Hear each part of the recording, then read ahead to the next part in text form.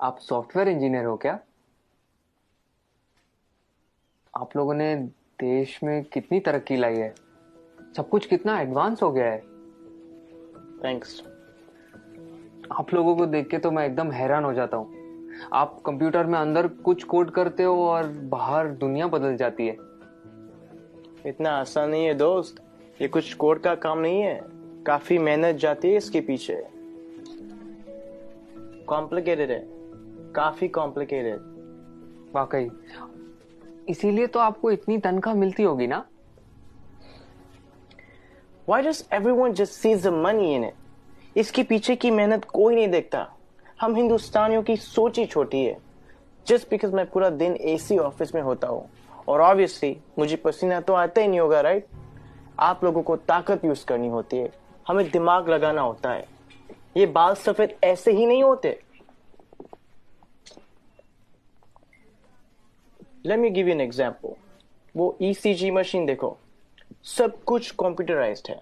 आपके बॉडी में क्या क्या चल रहा है सब कंप्यूटर से निकाल सकते हैं। प्लेन की, ट्रेन की, लाखों रिजर्वेशन ऑनलाइन होती है। बैंक के ट्रांजैक्शन सब एक सिंगल डेटाबेस में। Data integrity, locking, data security. कुछ आइडिया ये सब डिजाइन करना कितना कॉम्प्लिकेटेड है?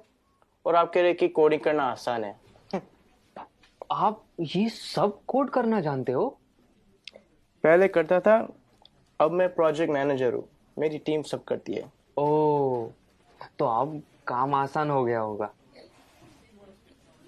इस फील्ड में कुछ आसान नहीं है। जितना ऊपर जाओ उतनी ही रिस्पॉन्सिबिलिटी बढ़ती है, काम बढ़ता है, स्ट्रेस बढ़ता है। कोडिंग और डिजाइनिंग ये फिर भी आसान है, लेकिन अब मुझे पूरी टीम संभालनी पड़ती है। 10 लोगों को हर रोज जवाब देना होता है, क्वालिटी मेंटेन करनी होती है। 2 घंटे ईमेल ना चेक करूं तो लोग पैनिक करने लगते हैं। एक साइड से रिजल्ट का प्रेशर होता है और दूसरी साइड को कस्टमर को रिप्लाई करना होता है।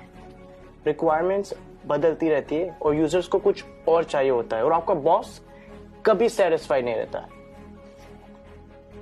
दोस्त, शायद तुम्हें पता नहीं है टेंशन और प्रेशर साथ में हैंडल करना कैसे होता है। मुझे पता है सर, टेंशन और प्रेशर दोनों साथ में हैंडल किया है। 6 साल पहले की बात है।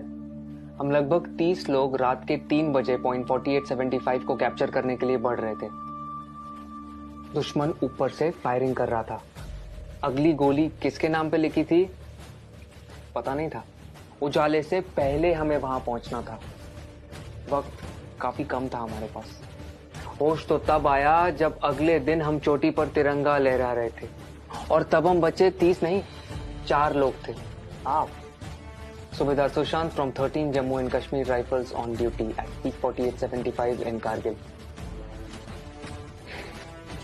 मुझे बताया गया है कि मेरी टर्म पूरी हो गई है और अब मुझे सॉफ्ट असाइनमेंट का ऑप्शन दिया जाएगा। पर आप ही बताइए सर, काम आसान करने के लिए कोई अपनी ड्यूटी छोड़ सकता है क्या? उस दिन हमारा एक जवान दोस्त बर्फ में जख्मी पड़ा था। उस पर दुश्मन की गोलियां चल रही थी। हम सब बंकर के पीछे छुपे हुए थे। उसे बचाना मेरा कर्तव्य था और मैं उसे बचाने जाने वाला था, मगर मेरे कप्तान ने मना किया और कहा कि तुम नहीं जाओगे।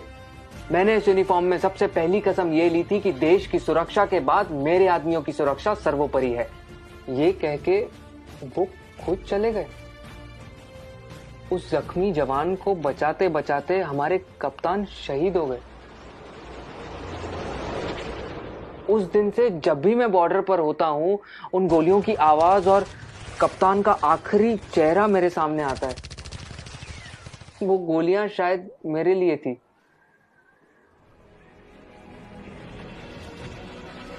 टेंशन और प्रेशर दोनों के साथ काम करना जानता हूं मैं। Sir, can you please go on? Yeah, sure.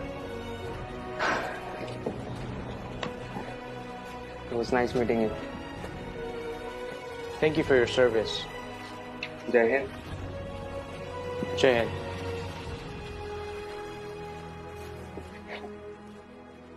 कभी खुद की जिंदगी से शिकवा होने लगे अगर, तो एक फौजी की जिंदगी के बारे में सोचना।